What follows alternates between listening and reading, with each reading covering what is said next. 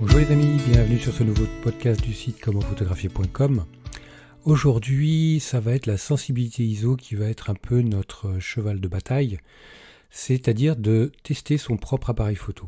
J'ai beaucoup de mails où des personnes me parlent de difficultés pour faire des photos parce qu'elles rechignent à monter la sensibilité ISO parce qu'elles n'aiment pas le bruit, elles veulent pas de bruit sur leurs photos. Déjà, quand on fait de la photo et quand on veut, pour la plupart en plus, elles font des photos systématiquement dans des conditions difficiles de lumière, le soir, en intérieur, dans des sous-bois, dans des endroits sombres. Et en plus, elles veulent pouvoir user de vitesse rapide ou de profondeur de champ. Elles veulent une vitesse rapide, une grande profondeur de champ. Je dirais qu'elles veulent le beurre, l'argent du beurre et la crémière ou la fermière en fonction de la région. Donc, à un moment donné, il faut se dire qu'il faut passer à la caisse.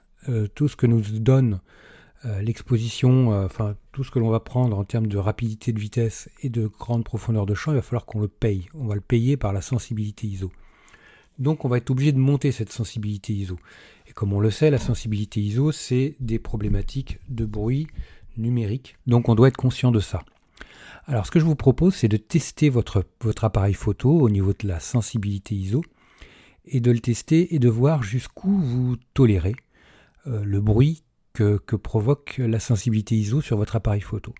J'avais déjà fait une vidéo dessus il y a quelques années, en 2014, et on va en parler. Je vais certainement en refaire une seconde parce que maintenant les techniques ont évolué, et à l'époque sur mon Alpha 6000, j'avais testé que je pouvais aller jusqu'à 6400 ISO. J'acceptais le bruit avec un débruitage Lightroom jusqu'à 6400 ISO. Donc je m'étais mis dans un sous-bois. C'était relativement sombre. J'avais mis comment est-ce qu'on procède. Donc on va le faire soit le soir. Vous pouvez prendre soit le soir ou le matin de bonne heure dans un endroit sombre. Donc ça peut être un sous-bois, ça peut être à l'intérieur de chez vous. Vous allumez vos lumières le soir, quand il fait nuit, vous vous mettez dans votre salle à manger, dans votre cuisine, peu importe.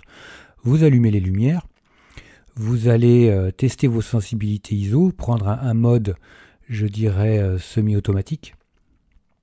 Et vous allez augmenter, garder les réglages qui ne bougeront pas. L'idéal, c'est de prendre un mode priorité diaphragme, par exemple.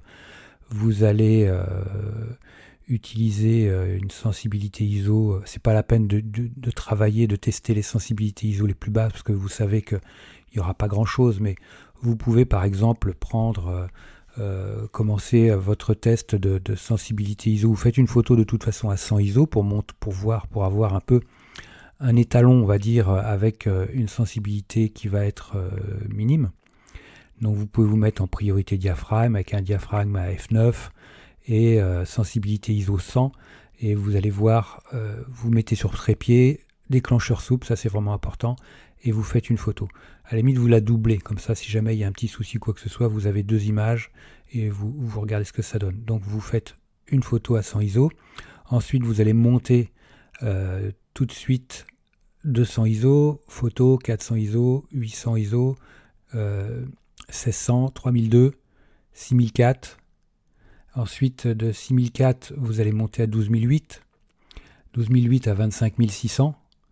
Ensuite, vous allez monter à 51 200, ensuite 102 400.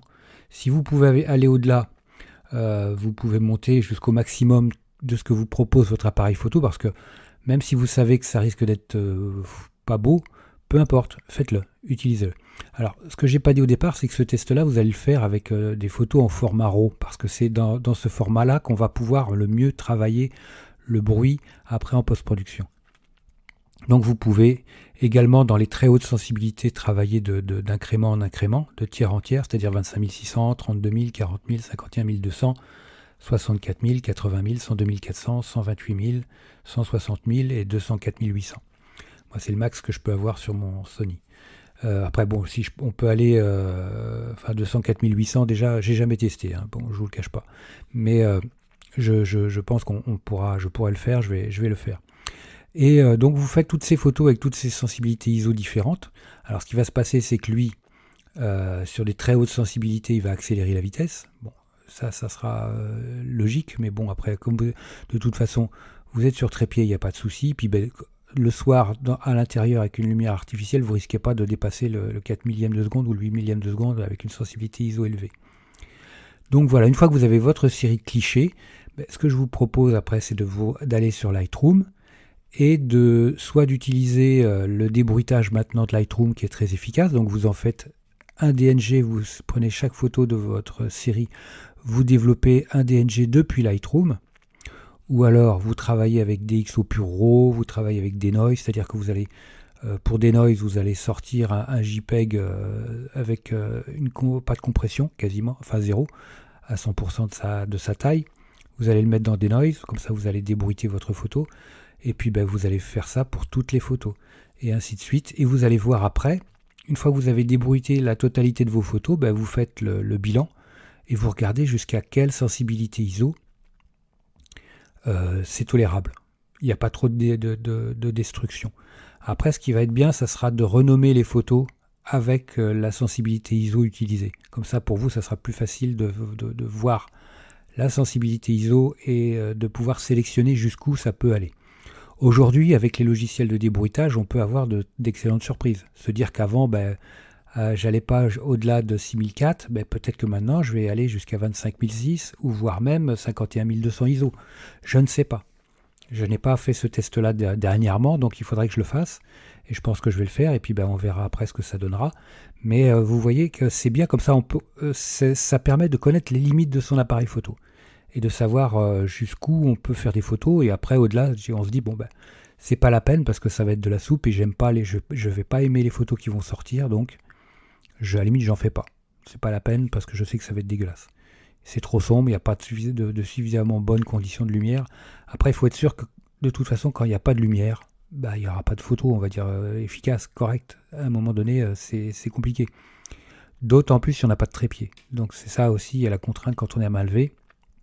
C'est un peu le souci. Donc là, si vous voulez, ça va peut-être pouvoir augmenter vos capacités de travail, parce que si vous êtes à main levée, que vous savez que jusque-là, vous ne vouliez pas aller au-delà d'un 3002, peut-être que vous allez pouvoir supporter 25006 maintenant avec les solutions logicielles sur du RAW. Donc voilà, tout est possible. À vous de tester, et puis de voir, et puis de me dire un peu quelles sont les performances de votre appareil photo. Vous pouvez me le laisser en commentaire, ça me fera plaisir. Et puis si vous avez des idées de test également, n'hésitez pas à le partager en commentaire. Laissez-moi un petit like, moi ça me fera super plaisir. Moi je vous like super fort. N'hésitez pas à partager ce podcast, n'hésitez pas à vous abonner également à ce podcast et à vous abonner à la chaîne. Voilà les amis, écoutez, je vous dis à très vite pour de prochaines aventures. Ciao. Dernière petite chose avant de se quitter, si ce n'est pas déjà fait, je vous encourage à faire partie de ma liste de contacts pour bénéficier de conseils quotidiens, d'astuces photographiques, de choses vraiment utiles et intéressantes à connaître, à savoir, ou à se faire rafraîchir la mémoire sur certains sujets. Il y a toujours un intérêt à avoir un petit lien entre nous au niveau quotidien. Il y a aussi quelques réclames commerciales, je dirais, de temps en temps. Voilà, donc n'hésitez pas à aller voir sur les formulaires du site comment-photographier.com. Vous en avez sur les articles au niveau de la colonne de droite ou autrement en bas d'article, vous avez des formulaires un peu partout et vous pourrez comme ça ainsi faire partie de la liste de contacts.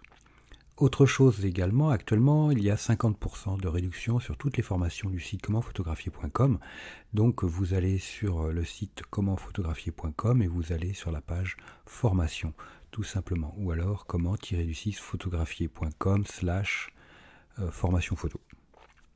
Mais allez sur le site, ça sera beaucoup plus simple. Donc vous avez 50% avec le code 5050 en chiffre arabe et vous pourrez bénéficier de toutes les formations à moitié prix. Vous avez une quarantaine de formations sur la photo de paysage, vous avez des formations sur le portrait, vous avez des formations sur les photos d'enfants, sur les photos flash, sur la photo culinaire, j'en passe et des meilleurs les amis.